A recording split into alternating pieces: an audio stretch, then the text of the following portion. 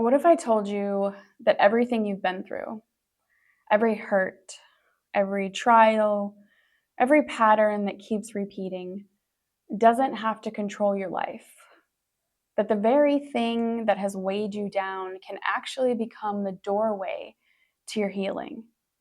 Here's the amazing truth: God wired you to heal. Trauma, no matter how big or small, doesn't have to define your story. Darkness, trials, and suffering are part of being human, but you get to decide how you navigate them, and more importantly, who you become on the other side of them. Hi, and welcome. I'm Melanie Hope, and I created this channel to help other women experience healing, wholeness, and freedom from trauma by sharing the truths and principles that God revealed to me on my own healing and transformation journey.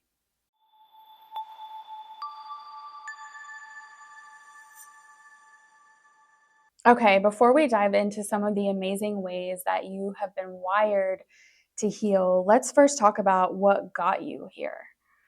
Trauma isn't actually just about the event itself. It's more about how your body and brain respond to the danger, the perceived threat, or the stress of that event. It's basically how your nervous system processes the reaction to the event. When you experience heavy emotions that are associated with trauma, things like fear, shame, or helplessness, it sends your nervous system into the fight, flight, or freeze activation state. And this ultimately dysregulates your nervous system. And when you're in a state of dysregulation, it becomes hard to process emotions, thoughts, or memories that are associated with the traumatic event.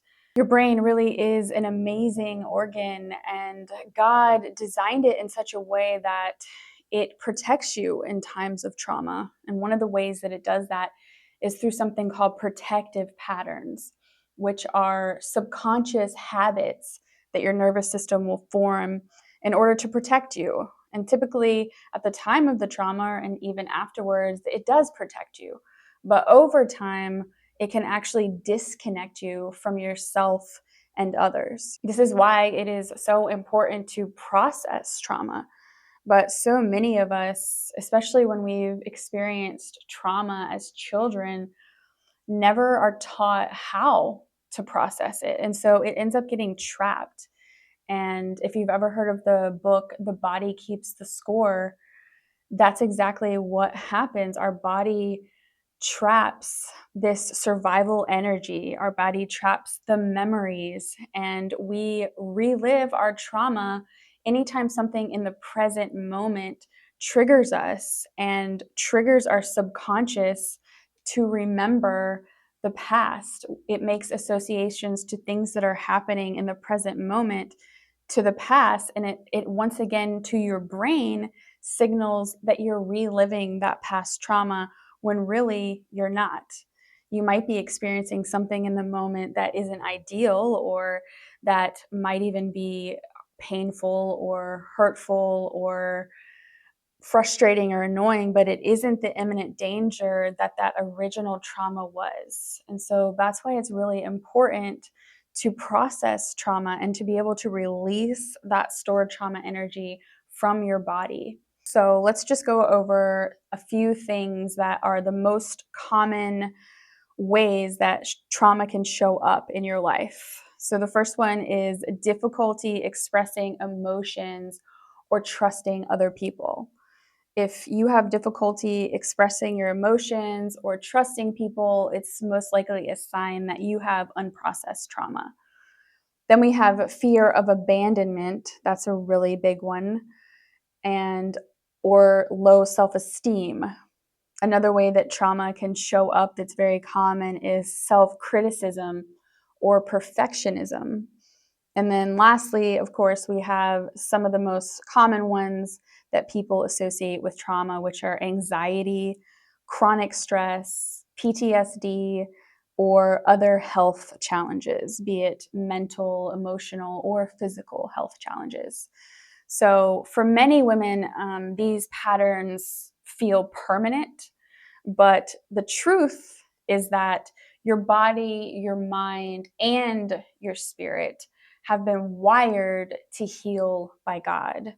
So I just want to read two of the scriptures that in my healing and transformation journey were really like a foundation for me to go back to, because these are promises by God that his heart is to heal you. These come from Jeremiah. The first one is Jeremiah chapter 30, verse 17. And then the second part of it is chapter 31, verses 3 and 4. And this is God himself declaring in Jeremiah. He says, I will restore you to health and heal your wounds. I have loved you with an everlasting love. I have drawn you with loving kindness. Again, I will build you. You shall be rebuilt. This is a beautiful reminder that he created us out of love and intention and purpose. The Bible says that we were fearfully and wonderfully made.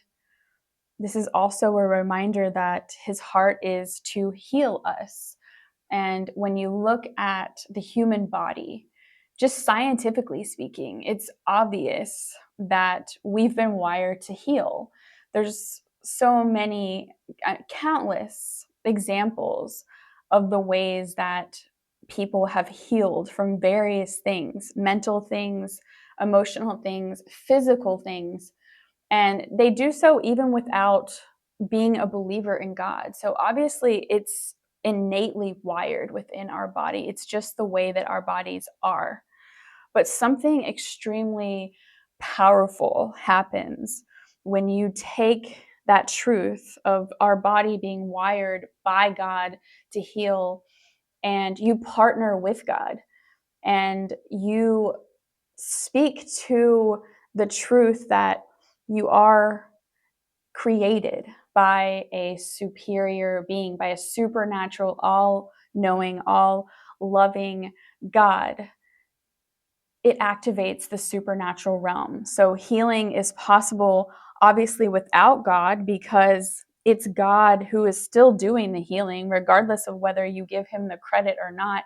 He's the one that created the body, and he's the one behind the healing.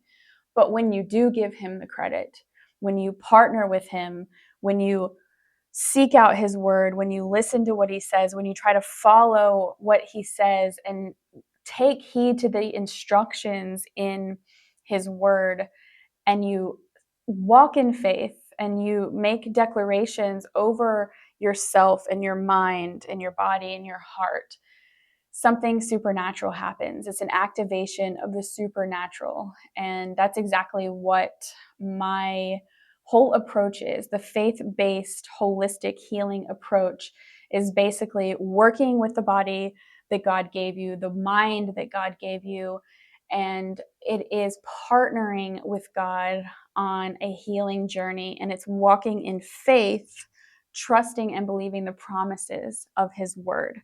So let's dive into the ways specifically that you have been wired to heal. This is what I call the 3 R's of healing. They stand for regulate, release, and rewire. So we're going to start with regulate. I'm sure if you have been on your healing journey at all, you have heard of nervous system regulation. I believe that regulating is the foundational R, and many of the things in with these R's overlap. Many of the practices, whether it's a body practice or a soul practice or a spiritual practice, many of the things overlap, but the basis, the foundation is the regulation. And this starts with your body. We are actually considered bottom up beings. That means that over 80% of the messages that are flowing through our body are actually happening from our body to our brain. instead of vice versa. The communication is mostly happening from our body sending signals and communicating to our brain. This is really significant in terms of trauma because the trauma gets stored in our body. So, this makes practices like gentle movement and breath work and posture really important because it signals or communicates to your brain that you are safe. And that is one of the key things to regulation, I believe, and why I consider it foundational in the healing process is that you need to be able to feel safe. Your nervous system needs to feel safe. Your mind and your body need to feel safe. It needs to believe that you are safe in order to release that stored trauma. And what trauma does essentially is it robs you of your safety. And so regulation is the start or the foundation, and it starts with your body. It starts with practices that are considered somatic practices.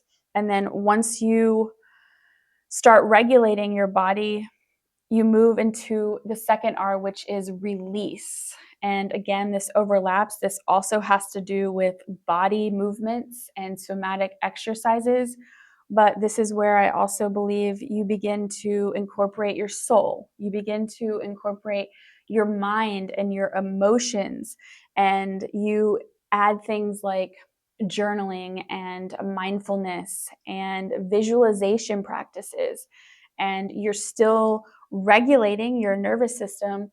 But because of that regulation, because of that body focus, you're feeling safe now. Developing an inner place of safety is what I like to call it. And I actually, in my program, liken that to the butterfly and how in the chrysalis, that's exactly what the butterfly has. It has a place of safety that it can do, well, that God really can do the work that is being done, the transformation work that is being done to take it from one state of being into another.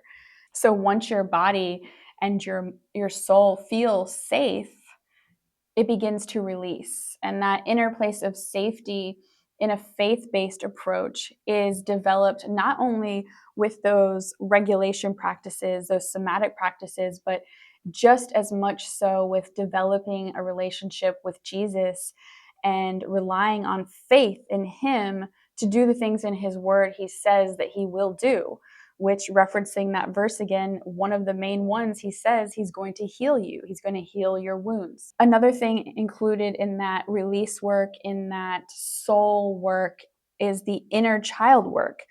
All of these things help to release the old pain and to rewrite the stories that your trauma once convinced you of. And you're rewriting these stories with God's truth. And then we move to the third R, which is rewiring. And again, they all overlap and they all connect. So when you're regulating your nervous system and then you begin releasing stored trauma energy, and you're doing both of those things through somatic practices and through mind-based cognitive practices, you actually are beginning to rewire your brain. And then you have specific practices that target rewiring of the brain, and you use truth. You use God's truth to combat the lies of the enemy, and you repeat. Repetition plus emotion rewires your brain. God literally made your brain to be plastic. It's called neuroplasticity. It means that you can actually change your brain. What trauma did and what all of the patterns that you got pulled into after trauma that you just kept repeating and repeating and repeating, it created pathways in your brain, almost like a rut. And so you become so used to traveling down those same pathways, having the same kind of reactions and responses to certain situations, certain emotions, certain feelings. But over time, with consistency, you can actually rewire those pathways into new and healthier pathways. And so each one of these things, regulating, releasing, and rewiring in a faith based holistic healing approach, You actually incorporate all parts of you. You incorporate your body with somatic practices. You incorporate your mind, your soul, which is your mind and emotions, with things like visualizations, mindfulness, and then you incorporate your spirit. This is looking to God's truth and incorporating His word. When you do these practices consistently over time, you're actually retraining your nervous system, reshaping your thoughts, restoring your heart, and strengthening your spirit. This is a faith-based, holistic, a healing approach that connects and transforms your whole being, body, soul, and spirit. I promise you, true and lasting healing is possible. You don't have to stay stuck or feel defined by your trauma. God has wired you with everything you need to recover, and taking small, consistent steps over time will begin to unlock that freedom. If this resonates with you or you feel the nudge to learn more, I hope I'll see you in my next video where I'll be sharing the missing piece to my holistic healing journey that finally set me free. Your story isn't over, and the life that you were created to live is waiting for you. Real quick though, before I go, now that you know how God has wired your body, soul, and spirit to heal, you might be thinking, okay, I get the framework, but I don't know how I can implement that in my own life. And that's exactly what my Victorious program is designed to do. I created Victorious, a 3-phase, faith-based, holistic healing program that focuses on those 3 R's: regulating your nervous system, releasing stored trauma, and rewiring your brain, all while teaching you how to practice embodied faith. It's about moving from understanding trauma into experiencing real and lasting transformation. The first phase is healing focused. This is where we lay that inner foundation of safety through faith and nervous system understanding. And we begin those regulation practices that are going to develop safety in your body. The second phase is the transformation phase. That's when we start incorporating more practices that focus on the inner child, healing painful memories and releasing old, outdated stories. And then the third phase, the one that I consider myself still in, is the destiny phase. This is where we bring all of that hard work of the first 2 phases together and begin really embodying the woman that you were created to be, and setting out to discover what your purpose here is, and moving back into the world with your new, healed, transformed self. It's more than just knowledge. It's a guided journey to living healed, whole, and victorious. So if you're interested in learning more, just check out the link in the description. And I hope to see you in the next video.